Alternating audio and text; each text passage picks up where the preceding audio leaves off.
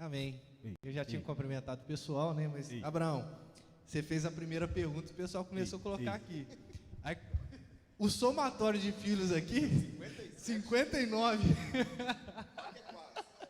Tá quase nisso aí, tá, gente? Mais da 90% é do Rodrigo, então. E o Rodrigo ainda tá mais novo, né?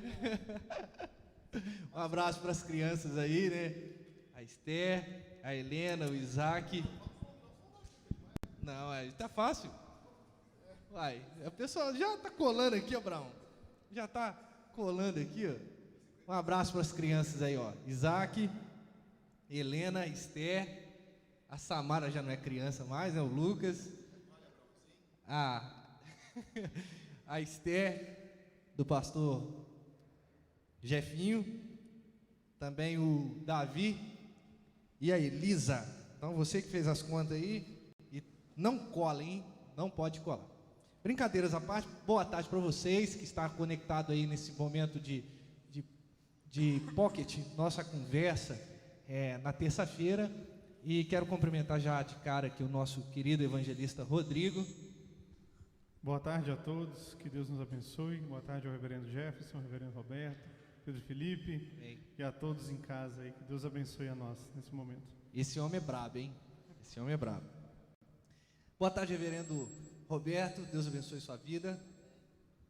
Boa tarde, Pedro. Boa tarde, Rodrigo. Boa tarde, reverendo Jefferson, irmãos que estão aqui conosco na técnica e você que está no alcance da nossa transmissão. Boa tarde, que Deus nos abençoe, que seja um tempo alegre e um tempo de muita edificação na presença do Senhor. Boa tarde, reverendo Jefferson. Está mais colorido que nós hoje aí. Hoje eu vim de destaque. Boa tarde, irmãos, né, e boa tarde a todos que estão acompanhando aí pelos canais de internet. Que Deus abençoe sua vida. Que a gente tenha uma tarde bem proveitosa aí diante do Senhor e nessa conversa nossa aqui. Bem-vindo, então, portanto, nós vamos falar a respeito da Santíssima Trindade. Se você quiser alguma sugestão de leitura sobre esse tema, você pode nos procurar. E desde já também indico a nossa Confissão de Fé de Westminster, que também trata a respeito da Santíssima Trindade com muita propriedade e com bastante coesão e precisão. Vou para a primeira pergunta. Quero direcionar ao nosso querido evangelista Rodrigo Gonzalez aqui. O que significa o termo Trindade? Muito bem, Pedro. Em primeiro lugar, eu gostaria de dizer que quando nós nos referimos à Trindade, né, nós estamos pisando aí numa terra santa. Estamos falando do nosso Deus que é trino, um Deus que são três pessoas distintas em um único e verdadeiro Deus. Então a palavra Trindade, ela vem do latim, na verdade, né, Trinitas, mas quer dizer exatamente isso, três em um, três pessoas distintas em um único verdadeiro Deus, né? E nós sabemos que é dessa forma que o Senhor se revela nas Escrituras: Deus Pai, Deus Filho, Deus Espírito Santo, um único Deus, porém três pessoas distintas. Então, resumindo aí, esse é o significado do termo Trindade. Muito bem. Alguém quer fazer alguma consideração aí a respeito do tema? Na realidade, só a respeito da expressão, né? Um termo que é a mesma coisa, mas é muito usado no nosso meio, é a triunidade, né?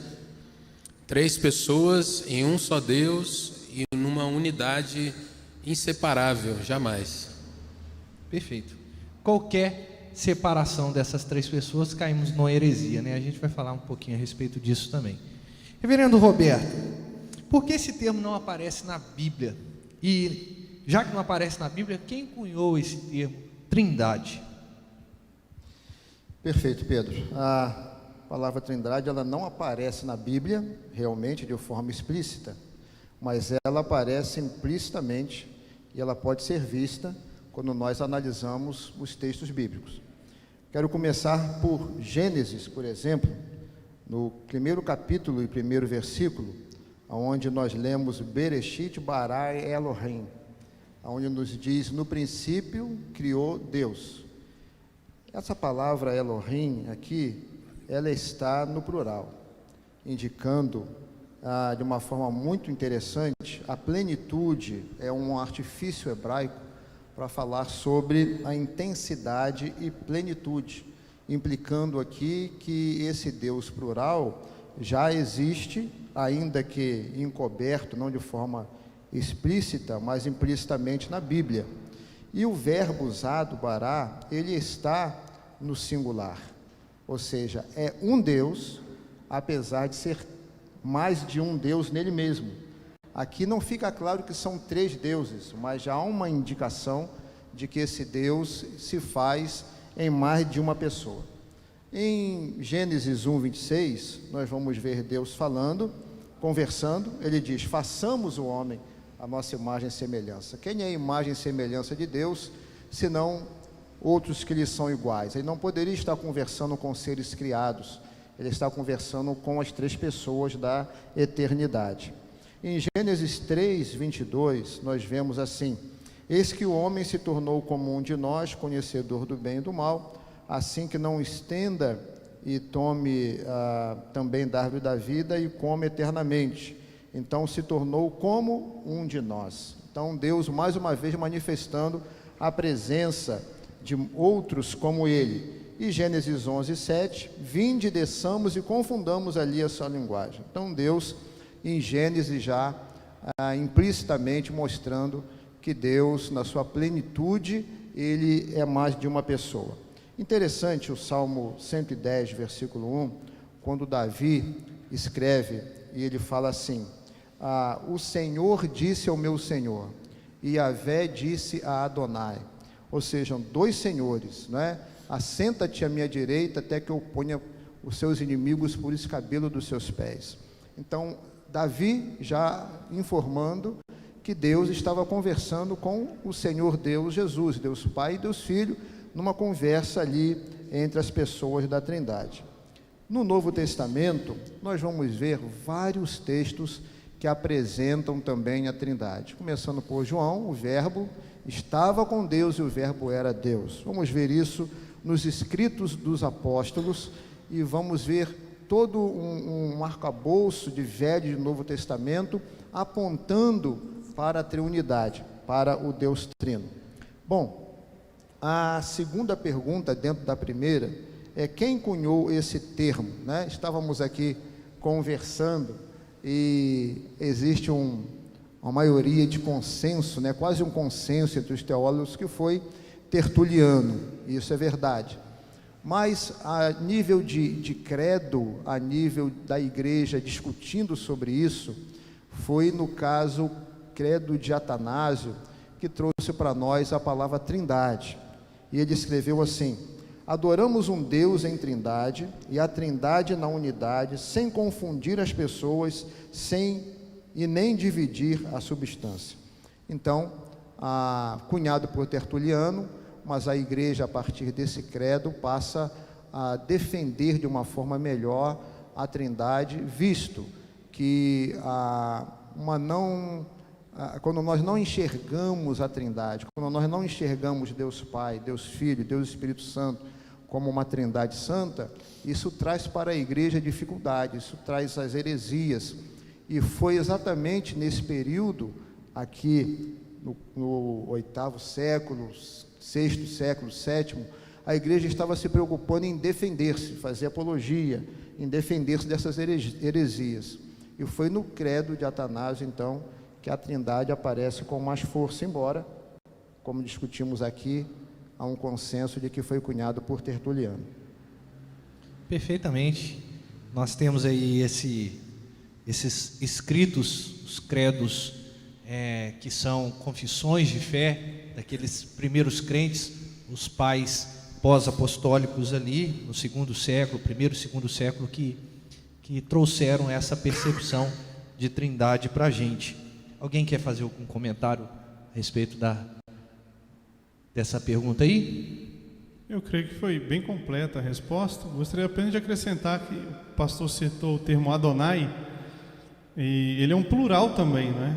Adonai é plural e significa meus senhores, né? Então, daí o Adonai, que substitui o nome de Deus, o nome impronunciável Yahvé, né? já também tem esse cunho de pluralidade na unidade, né? Então tem esse acréscimo, né? E que implica realmente meus senhores, mas no sentido de um único Deus, o Deus Todo-Poderoso, porém uma diversidade nessa unidade. Então isso já estava muito bem estabelecido na mente do povo da Antiga Aliança, e isso no Novo Testamento ficou bastante claro aí, né? Na pessoa do Pai, do Filho e do Espírito Santo. A gente vai conversar mais na frente sobre isso, então vou deixar para depois. Não fica dando spoiler não, Rodrigo. Vamos lá. Reverendo Jefferson, tem alguma diferença nas pessoas da Trindade? Bom, como essência e como pessoas em si, não. João nos diz que Deus é Espírito. Depois o versículo vai seguir falando dos adoradores, como importa que eles o adorem. Mas o que nós temos na composição trinitária é a figura de Pai, Filho, Espírito Santo. E eles são iguais em substância, são iguais em grandeza, são iguais nos seus atributos. Eles possuem as mesmas características como pessoas. Não há uma definição de que um é maior do que o outro, de que um seja melhor do que o outro. Isso enquanto nós falamos da essência, do ser, da ontologia. Porém, há diferença, no caso aqui das pessoas da Trindade, nas funções que cada uma das pessoas exerce. Tanto na questão dos decretos ou do decreto do Senhor sobre a história, a criação, enfim, sobre o que nós conseguimos contemplar como vida, né, eternidade. Aí nós temos diferenciação, que o Pai exerce uma função, o Filho outra função, o Espírito outra função. Então, guardadas todas as proporções cabíveis aqui, como você tem homem e mulher, né, em essência não há diferença. Biologicamente há diferenças. E funcionalmente há diferenças quando a gente fala, por exemplo, da questão eclesiástica. Mas não significa menor importância nem maior importância. Então, voltando à pergunta, né, qual a diferença? Em essência, não há diferença entre as três pessoas da Trindade. Mas na economia, na funcionalidade, existe cada um ocupando uma função, sem que nenhum tenha nenhum demérito ou acréscimo por conta disso. Perfeito. Muito bem explicado aí. Alguém mais quer fazer um comentário? Perfeito. Vamos lá.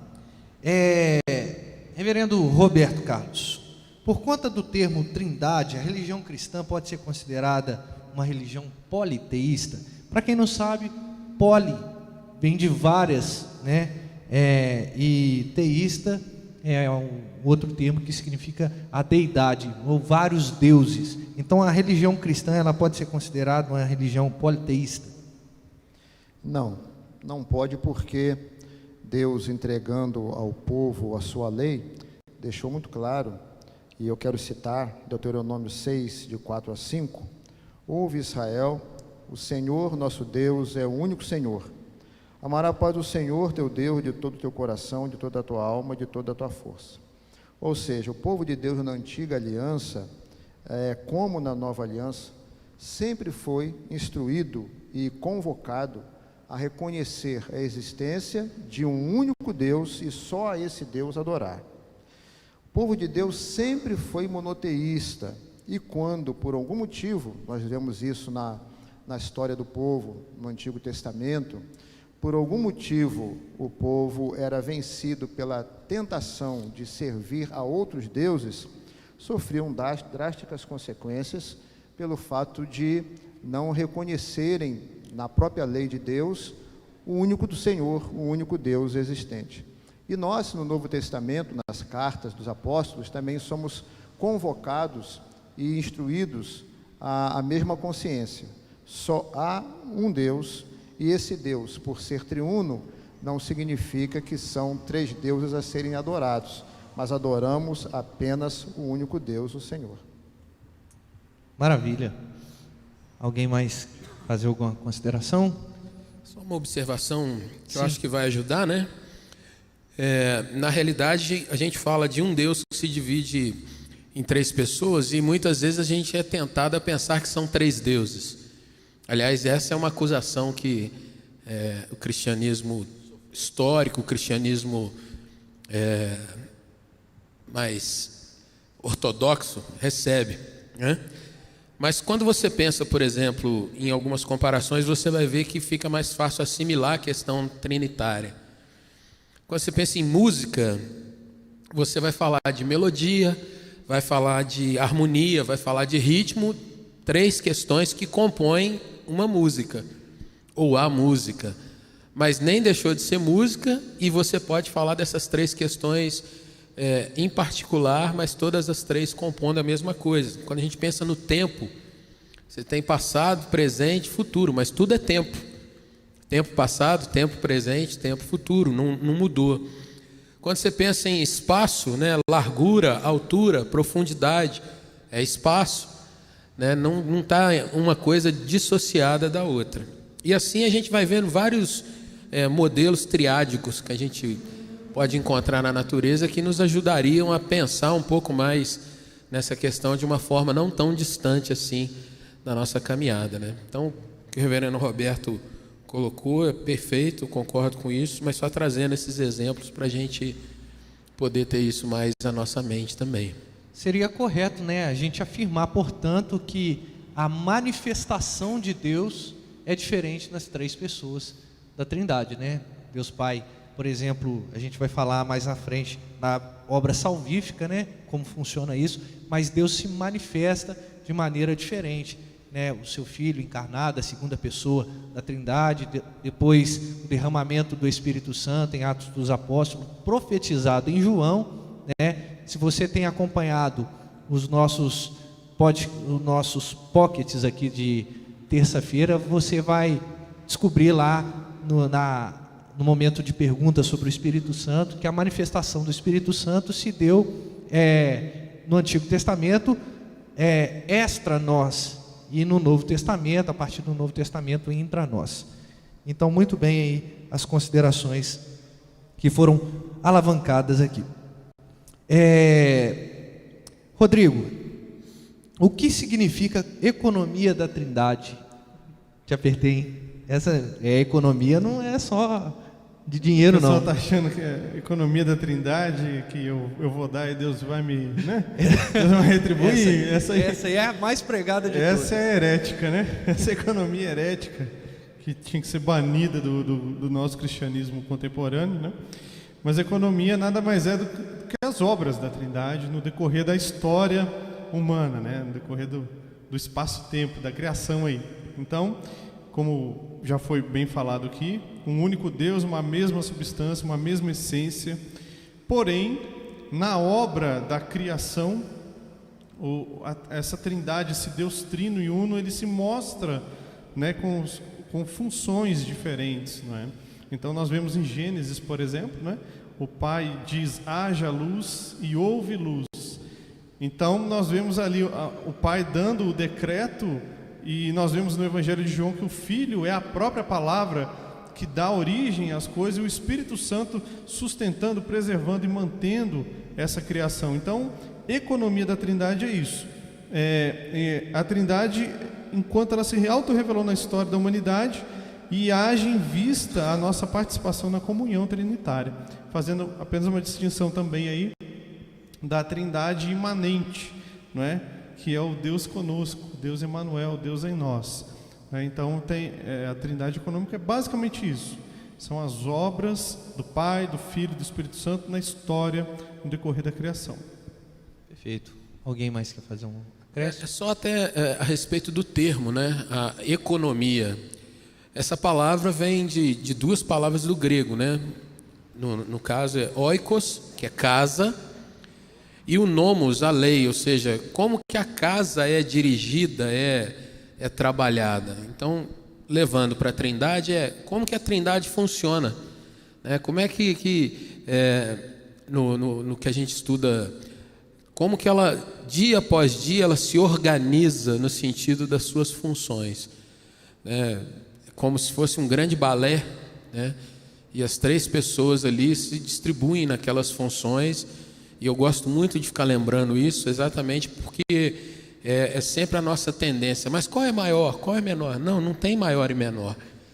Tem aquele que está servindo num certo ponto ou numa certa função naquela hora, mas ele não é menor nem maior do que o outro no sentido de aparecer mais, né? A nossa mente, ela tem essa queda, né? Quando a gente fala de casamento, por exemplo, quem é maior? O marido é maior que a esposa? Não, jamais.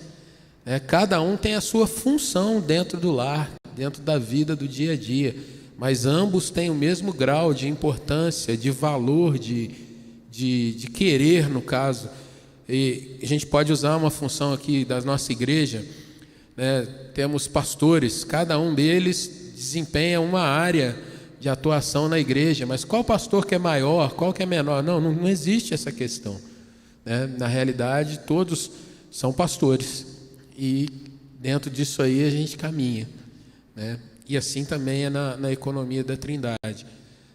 Cada uma das pessoas faz algo, desempenha uma função, e nessa economia a gente vai ver que em determinados momentos um obedece a uma questão que foi decretada, mas não implica em diminuição, né?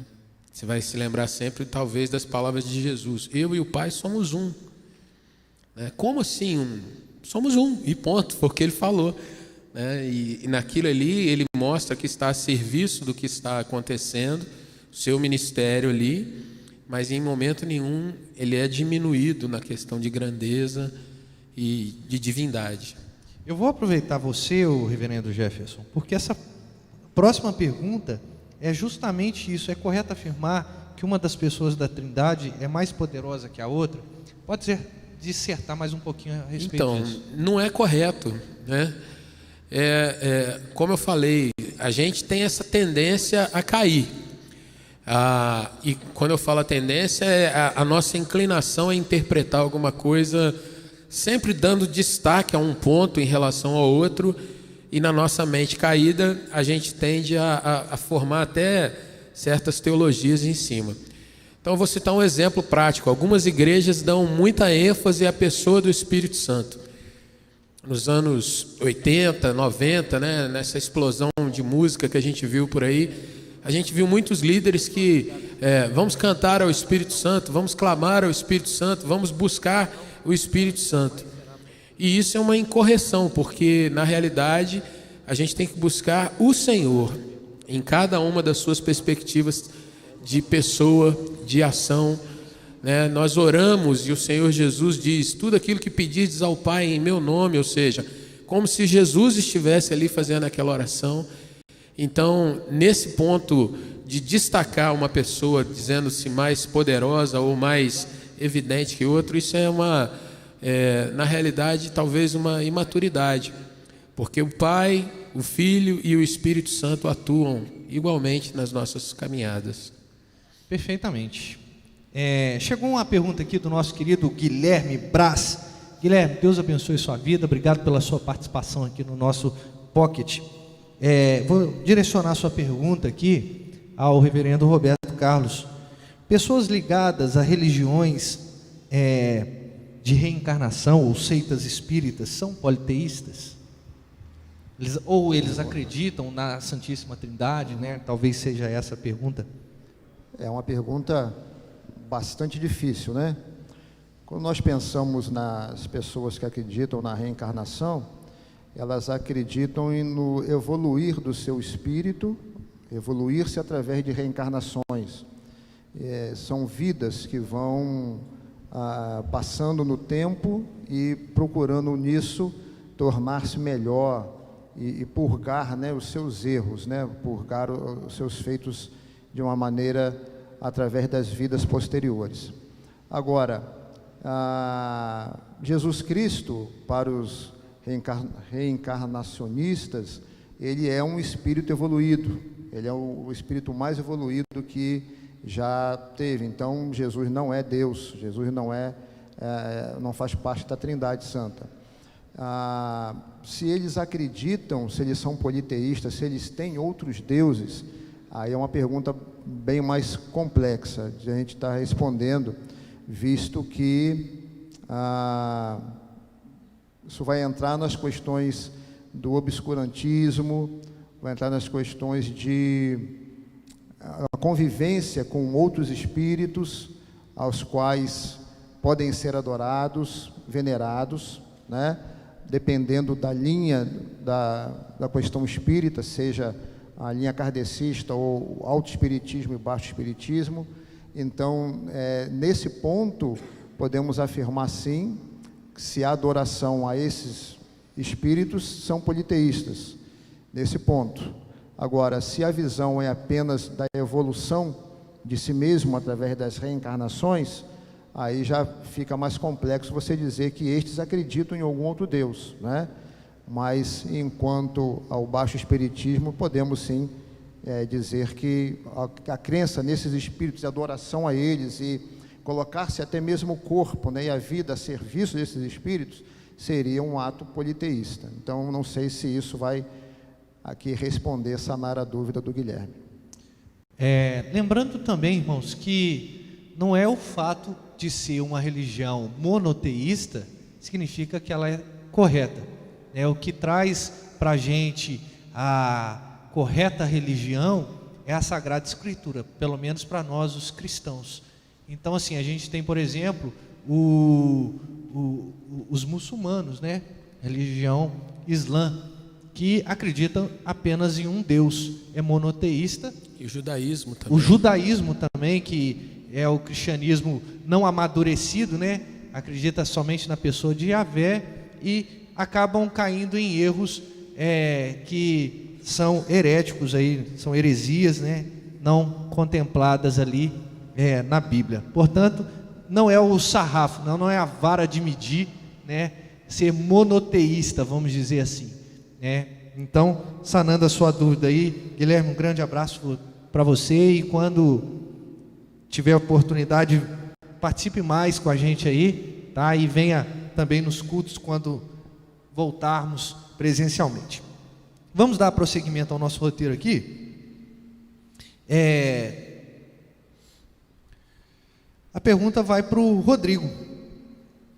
A ênfase numa pessoa da Trindade traz alguma consequência teológica? Sim, a consequência é a idolatria, porque, como já foi dito aqui, nosso Deus é o único Deus verdadeiro. Quem é esse Deus? Pai, Filho e Espírito Santo. Então, foi falado aqui agora do espiritismo, do islamismo, do judaísmo. Então, toda a religião, né, que crê em um Deus que não é o Deus da Escritura, está incorrendo no erro da idolatria. Não terás outros deuses diante de mim. Eu sou o único Senhor, né? Então, dentro hoje do próprio movimento, desse movimento evangelical nosso, contemporâneo, né, o evangelicalismo chamado aí pelos teólogos, nós temos muita idolatria no meio, porque tem determinados segmentos evangélicos, vamos dizer assim, que focam demais na pessoa de Jesus Cristo. O bom mestre, o bom pastor, o mestre por excelência, né? Só na pessoa de Jesus, mas não de Cristo como Deus Supremo. Jesus não é apenas o maior psicólogo que já existiu. Jesus é Deus, Ele é o Criador de todas as coisas, né? Por outro lado, existem também outros movimentos que focam demais na pessoa do Espírito Santo. E nós, né, sabemos aí que principalmente hoje, talvez seja mais nítido o movimento neopentecostal e as experiências sensoriais e extrasensoriais, né? O Espírito Santo como uma energia, como uma força, como uma eletricidade, e que não representa a verdade do Espírito Santo na Bíblia, não é? Então isso também é uma idolatria. Então nós, como igreja cristã, protestante, fiéis à Sagrada Escritura, adoramos ao Deus Trino, Deus Pai, Deus Filho, Deus Espírito Santo, um Deus que está intimamente, em comunhão íntima e profunda de amor e graça, e o tempo todo ali nessa dança que já foi falado aqui, né? Na questão pericorética, né? Vamos usar um termo teológico, né? Mas essa dança bela, trina, de amor. E é importante falar aqui, que é um erro também que nós vemos muitas vezes, as pessoas dizem que Deus estava sozinho na eternidade e precisava ter comunhão com algo, então Deus criou. Então Deus criou o homem para ter comunhão, porque na verdade ele estava se sentindo assim um pouco solitário na imensidão da eternidade, o que é uma heresia, né, tamanha. Na verdade Deus só criou porque ele é trino.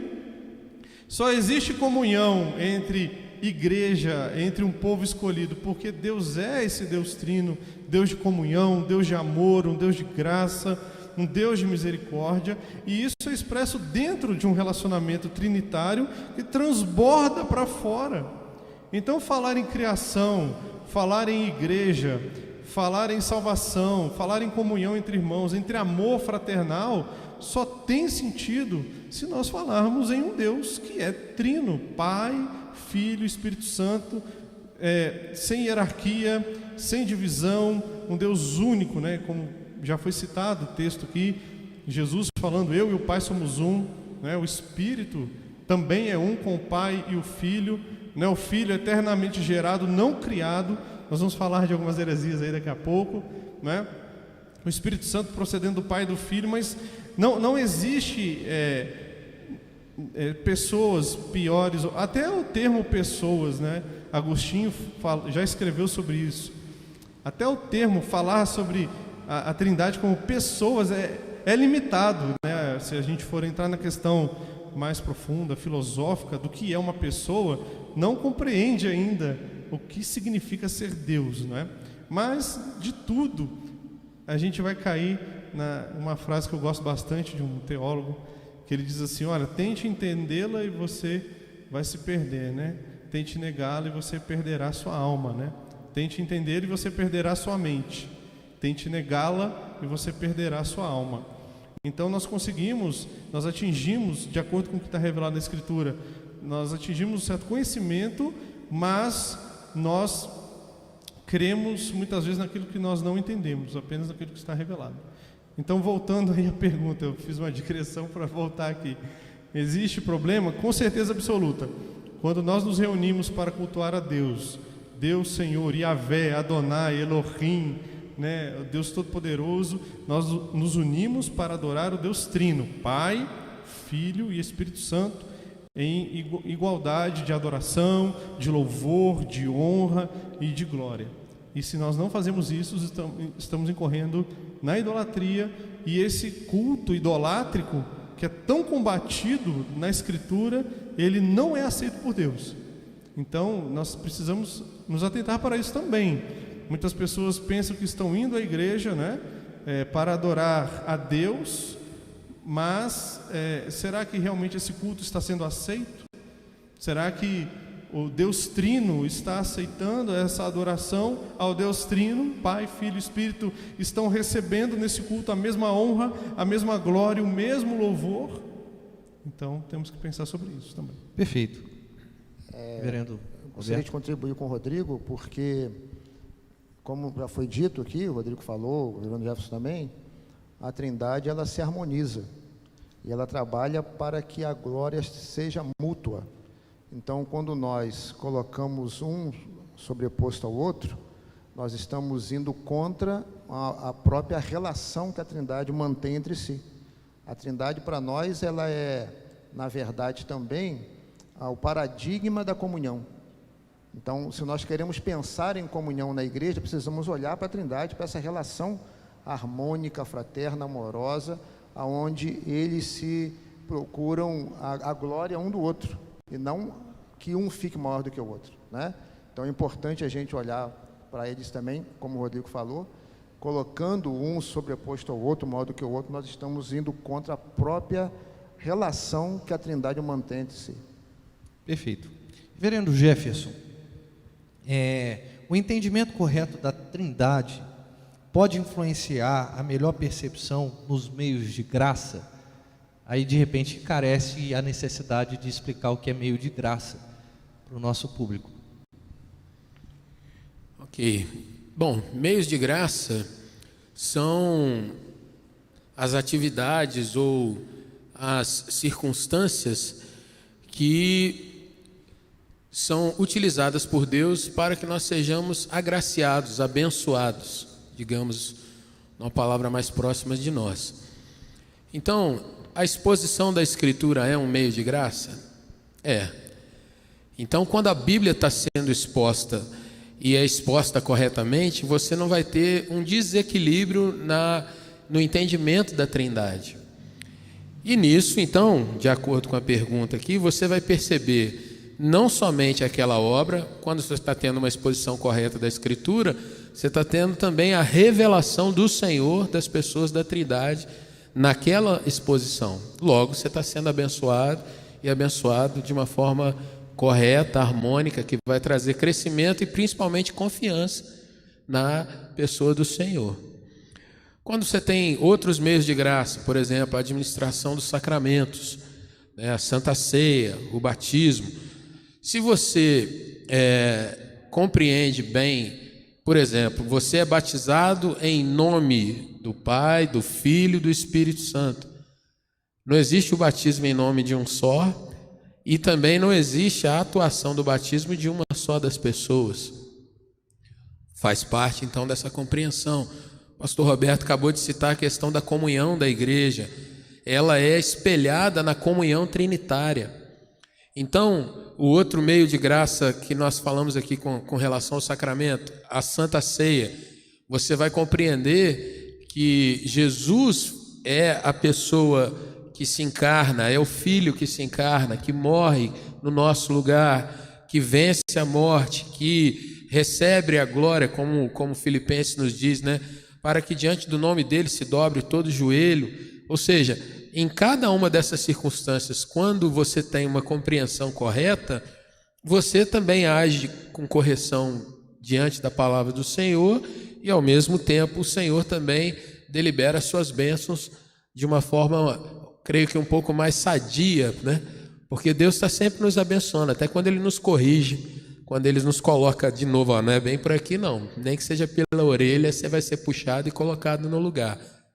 Mas, se isso puder ser evitado, né? Você vai ter sempre a relação mais de prazer, de entendimento, de crescimento, e então vem mesmo de uma compreensão correta de cada uma das pessoas e da administração correta dessas implicações, né? A oração também é uma bagunça, né? Quando a pessoa não entende a Trindade, né? A pessoa começa a orar para o Espírito Santo, de repente pula para o Pai. Como é que funciona a dinâmica da oração, o que a gente tem como modelo de oração?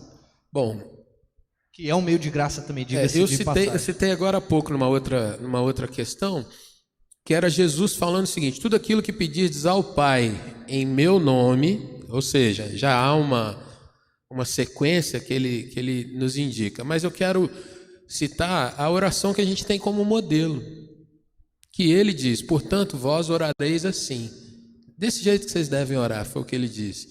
E ele começa: Pai nosso, ou seja, dirigida a Deus. A pessoa que a nossa oração vai se dirigir, em primeiro lugar, é ao Pai, porque nessa economia da Trindade, o Pai é aquele que decreta, é aquele que ordena, é aquele que tem a função de deliberar. Então, a nossa oração vai àquele que tem essa premissa. E nós oramos em nome de quem? Jesus disse que tudo aquilo que pedirdes em meu nome, ou seja, é como se ele, Jesus, estivesse e está intercedendo diante do Pai por cada um de nós. E crendo que o Espírito Santo também intercede por nós, como Paulo nos diz, escrevendo em Romanos capítulo 8. Vocês não sabem orar como convém, né? Todavia o Espírito Santo, ele geme diante de Deus, né, de uma forma que a gente não consegue expressar. Daí a questão dos gemidos inexprimíveis, né? Alguns têm uma interpretação meio estranha dessa expressão, Mas a realidade é que, de fato, o Espírito intercede diante do Pai porque nós não temos nenhum tipo de mérito e nem condição de nos comunicarmos de tal forma que seja aceita por Ele. Daí Ele, olhando para nós, Ele não nos vê, mas vê o Filho, a obra e a pessoa, e Ele ouve a intercessão do Espírito aí nos responder. Dentro da dinâmica da oração, basicamente é isso, a questão de nós orarmos ao Pai em nome do Filho e crendo que o Espírito também intercede por nós. Mas não nos retirado a questão de nós pedirmos ao Espírito Santo que haja, de pedirmos a Jesus que haja. E isso é uma das coisas fantásticas que a gente tem nessa questão do estudo, do entendimento da Trindade. A graça e a bondade do Senhor nos dá essa certa liberdade também para orarmos assim. Perfeitamente. Vamos para a nossa penúltima pergunta. Você que está nos acompanhando, muito obrigado pela sua audiência. Nós vamos para uma pergunta agora bem pesada, né? A pergunta é a seguinte: quais heresias surgiram por conta da má interpretação sobre a Trindade? Vou pedir para citar pelo menos uma, né? Porque foram tantas, né? O pastor Roberto vai nos conduzir nessa pergunta aqui. O termo é sabelianismo, ou transferindo para uma questão mais adiante, modalismo. O que é isso? É um entendimento teológico segundo o qual Deus é uma única pessoa que possui 3 funções, ou atividades diferentes: função de Pai, função de Filho e função de Espírito Santo. Ou seja, diferente daquilo que nós acreditamos, na verdade Deus é uma pessoa em 3, triuno. Existem sim 3 pessoas: Deus Pai, Deus Filho e Deus Espírito Santo. Essa heresia diz que não existem 3 pessoas. Existe uma pessoa só, que é Deus, com 3 funções. E nós acreditamos nas 3 pessoas e também nas 3 funções. Então aí está essa heresia que se levantou na época aqui, onde os primórdios da apologética, né?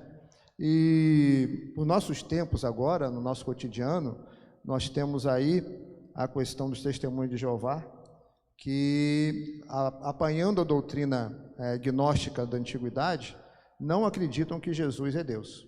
Então Jesus também não faz parte da Trindade, o que traz para aqueles que assim creem muita dificuldade quando vão pensar na salvação do ser humano. Porque se Jesus não é Deus, a morte de Jesus, a morte de um homem, foi uma crueldade da parte de Deus, morrendo apenas o homem, porque o homem Jesus nos representou. Mas a justiça de Deus precisava acontecer através da morte do santo, do Deus que é Jesus, né? Para satisfazer a justiça de Deus. Então, se foi apenas um homem que morreu, então ficamos à deriva com respeito à salvação. A salvação terá que ser encontrada através de um outro caminho, que não é a morte vicária de Jesus por nós. Então fica muito difícil para esses que assim colocam em Jesus apenas a sua humanidade e não a sua deidade, a sua divindade. Heresias do tempo presente, heresias do tempo passado também. Perfeito. Outra heresia que eu me lembro aqui é o hierarquismo, né? Pessoa colocar uma das pessoas da Trindade com super força ou superpoder ou acima da outra pessoa, né? A gente observa isso. Essa também é chamada de subordinacionismo. Né? O Pai é maior que o Filho, que é maior que o Espírito, né? Existe Sim. essa hierarquia na Trindade, né? Como você bem falou, existem muitas heresias, né? Essa que o pastor Roberto falou vem de Ário, né? O bispo lá do 3º século convencionou chamar de arianismo, né? Jesus criado por Deus, não Deus totalmente, né? Uma divindade em grau inferior. E ela foi totalmente refutada, né? Em Nicéia, né? Quando fez-se lá, reuniu-se lá, né? O Conselho de Nicéia. Então foi totalmente refutado já no 3º século, né? Mas a gente vê que ficou como uma coisa filosófica, não apenas os testemunhos de Jeová, mas também os mórmons, né, que creem aí que Deus cria o Deus como Pai, cria Jesus como Filho, né? Então, Jesus, ele não é eterno como o Pai e como o Espírito, mas ele tem um ponto de início, né? Um ponto criacional. Isso é uma heresia, não tem respaldo bíblico nenhum, visto aí até o livro de Hebreus, né? Como bem o pastor falou, fala da eternidade de Cristo, da deidade de Cristo. Então, foram coisas que foram combatidas na igreja, pelos pais da igreja dos primeiros séculos, né, mas que ainda continuam, e continuam enganando muita gente, infelizmente, por falta de conhecimento, né, falta de aprofundamento teológico, falta de conhecimento histórico. Uma das coisas que eu gostaria de apontar aqui nessa questão da Trindade é que as pessoas hoje, nosso cristianismo, ele é muito raso, no sentido de que as pessoas não se aprofundam na história da igreja. Porque, por exemplo, se você ler o Credo Niceno, né, e tantos outros, todas essas heresias já foram devidamente combatidas, foi feita uma confissão de fé sobre isso, né, mas as pessoas negam a história da igreja, o que eles fizeram para trás foi insignificante, o que importa é hoje, né? A nossa época é a época do ouro do cristianismo, e não é. Na verdade, nós só estamos aqui porque irmãos do passado se debruçaram sobre a Escritura, se debruçaram sobre livros, dedicaram horas de oração e de estudo para que hoje nós pudéssemos ter a Bíblia como temos hoje e pudéssemos crer o que cremos hoje, né? Então esse é um meio que também Deus usou. Então eu não vou me alongar muito, mas assim, existem muitas. Existe uma outra aqui que eu pesquisei também, chamada de macedonianismo, em que o Pai o Deus Pai é Deus, o Deus Filho também é Deus, mas o Espírito Santo é uma energia que procede do Pai e do Filho. É um espírito que sai deles. Então é um Deus inferior, né? E não é digno de honra, de glória e de adoração. Então, se fôssemos enumerar, de fato seriam várias, mas que infelizmente acontecem hoje no nosso meio, na história que nós estamos presenciando hoje. Pedro, eu queria pegar, por gentileza, um ganchinho aqui na pergunta que foi feita ao reverendo Jefferson, a respeito sobre os meios de graça? Isso, do meio de graça, que talvez alguém possa estar aí pensando alguma coisa. Eu acho que aqui vai uma palavra que possa ajudar. A gente conhece pessoas que, embora queiram professar a fé em Cristo Jesus como Senhor e Salvador, elas ficam reticentes quanto ao batismo, né? Acham que batizar seria viver implicações de compromissos com a igreja e tantas coisas que implicam o ato de se tornar membro de uma igreja, né? Desse ponto a gente queria falar exatamente sobre esse meio de graça que é o batismo, porque os meios de graças que nós cremos, eles foram instituídos por Jesus, né? Tanto a ceia quanto o batismo. E se a gente acredita que Jesus é Deus, então foi o próprio Deus que instituiu o batismo. E Paulo, escrevendo aos Romanos, no capítulo 6, diz que nós nos unimos a Cristo através do batismo. Então, para aquele que está pensando que é coerente, que é muito melhor ele professar sua fé em Jesus, mas não passar pelo batismo, veja a incoerência do seu pensamento, do seu raciocínio, como ele vai contrário àquilo que a Escritura mostra, né? Porque ele está desobedecendo Jesus, que é Deus, e está deixando de ter um vínculo místico com Jesus através do batismo, né?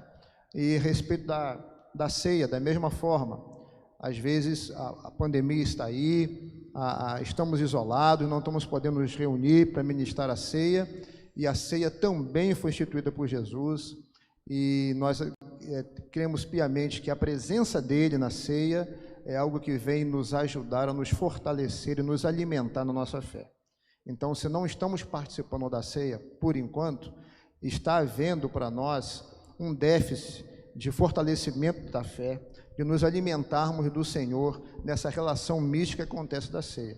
Então, que a gente não fique satisfeito por não estarmos participando do batismo, e muito menos possamos dizer que está tudo bem, porque não estamos participando da ceia, o culto é online, está tudo legal. Não está. Né? São meios de graça, nessa visão que temos da Trindade, e que a gente precisa estar bem acordado para esses dois momentos importantes para a vida do cristão. Perfeito. Guilherme Braz, você fez a pergunta aqui: o Pai, o Filho e o Espírito Santo são três elementos que valem por um único Deus? Quero te responder essa pergunta. Já foi até respondida aqui pelos nossos queridos pastores. Na verdade, a gente crê num só Deus que se manifesta em três pessoas distintas, né? E a gente vai falar um pouquinho disso na última pergunta agora, como é essa economia na salvação. Mas eu quero fazer um exercício com você. Imagina você acendendo um fogo no seu fogão, e você tem ali a chama, que às vezes ela está azul, às vezes ela está mais amarelada e às vezes mais alaranjada.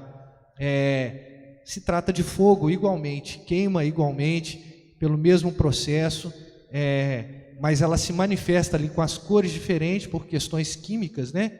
No caso o fogo, mas o Deus triuno, ele se manifesta a nós através de três pessoas. Então é um Deus só que se manifesta a nós, até por uma maneira didática também, para nós compreendermos melhor, em três pessoas da Trindade. Não sei se fui feliz na resposta aí, mas espero que tenha sanado aí. Reverendo Jefferson, na nossa última pergunta, qual ou quais, né? Por favor, corrijam aí. Quais os papéis de cada pessoa da Trindade na salvação? Ok. Bom, antes de responder diretamente essa questão, eu creio que uma situação que a gente pode trazer aqui é por que é tão difícil tratar sobre esse assunto, como que ele começou essas dificuldades, né? E a história da igreja, ela vai nos remeter à pessoa de Jesus. Quando Jesus, e você vai ler isso historicamente no Evangelho de João, é o evangelho que você vê isso de uma forma mais clara. Quando Jesus faz os seus milagres, os seus sinais, as pessoas se maravilham e declaram: ele tem um poder como de Deus. E elas admiram e amam Jesus por conta disso. Se você ler João, capítulo que trata da primeira multiplicação de pães, você vai ver que ali as pessoas estão maravilhadas com Jesus e querem fazê-lo rei. Mas logo depois Jesus diz que ele e o Pai são um. E isso soa como uma grande blasfêmia para os judeus. Então, em João você lê isso literalmente, que eles pegam em paus e pedras para tentar matar Jesus. Esse é um problema. Uma pessoa, um homem que está ali, que age como Deus, faz os sinais que Deus faz, mas na hora que ele clama para si que ele é Deus, as pessoas dizem que isso é uma blasfêmia. A história vai correr a partir dali, não estou falando da morte, da ressurreição de Jesus, mas a história vai passar a ter depois essa pesquisa. Quem é esse homem? Ou quem é essa pessoa? Por que tanto poder e ao mesmo tempo por que dessa palavra? Então as grandes disputas teológicas vêm a partir daí, da pessoa e da obra de Cristo. As duas naturezas do Salvador, a questão de identificar e como o Evangelho ele vai também se proliferando, em cada lugar onde o Evangelho chega, tudo isso tem que ser explicado novamente. Nós cremos em Cristo Jesus. Quem é esse Cristo Jesus? Então, ao longo da história, você vai tendo, a partir do ano 100 para frente, principalmente, a questão da igreja ter que desenvolver os seus credos, que são documentos que afirmam: olha, nós cremos nisso, nisso e nisso. E um dos assuntos que é um dos mais difíceis e que gerou várias controvérsias é exatamente a questão, a pessoa do Pai, a pessoa do Filho, a pessoa do Espírito Santo. E os concílios, chamados concílios gerais, concílios universais, entre outras coisas, debatiam extensamente sobre isso, até que uma fórmula conciliar é marcada registrada no sentido de que há um acordo dos participantes sobre aquilo ali, entendemos de fato biblicamente essa situação, pronto. Você tem, por exemplo, a fórmula de Calcedônia, como foi citada aqui, a fórmula de Nicéia. Dentro daqueles concílios você tem esses documentos, que são os documentos que são basilares na história da fé da igreja cristã. E o que o Rodrigo colocou, se a gente olhasse, por exemplo, para estudar a patrística bem estudada, a gente teria tranquilidade hoje em afirmar melhor as nossas condições de fé, né? Não passaríamos, por exemplo, como alguns passaram. Porque como surgiu, por exemplo, os Testemunhas de Jeová? De um grupo que achou que estava lendo a Bíblia pela primeira vez, que ninguém tinha lido antes deles, que ninguém tinha feito nada antes deles. Tipo assim, descobrimos a roda, né? E na realidade, o que eles foram atrás de alguns pontos que não pegam a nossa interpretação bíblica, que é como um todo. Nós vimos isso num debate passado, né? E nesse um ponto criaram ou recriaram, né, o que a gente vê a doutrina arianista aí, a questão, voltando agora à Trindade, de que eles só creem na figura apresentada pelo Antigo Testamento, que é Deus, que é Jeová. O Filho não é como o Pai no sentido de essência, ele é criado, e o Espírito é uma força. Está aí uma interpretação completamente enviesada da figura trinitária. Então, é um assunto difícil, no sentido de estudar, de ter paciência, mas é uma questão de que, em primeiro lugar, nós entendemos porque a Bíblia diz assim e nos ensina isso. Pela fé nós cremos e somos abençoados dessa forma, e à medida que nós caminhamos, isso vai se tornando mais confortável no nosso coração. Embora por A mais B, você sempre vai ficar aquém do que seja verdadeiramente a figura trinitária, explicar isso ou abarcar isso, como o Rodrigo colocou numa das suas respostas aqui. Então vamos voltar à sua pergunta. Falando de salvação, dentro do aspecto de como a Trindade age, a gente vai ter 3 questões basilares. A primeira delas é: o Pai decreta, ele ordena, ele elege quem vai ser salvo.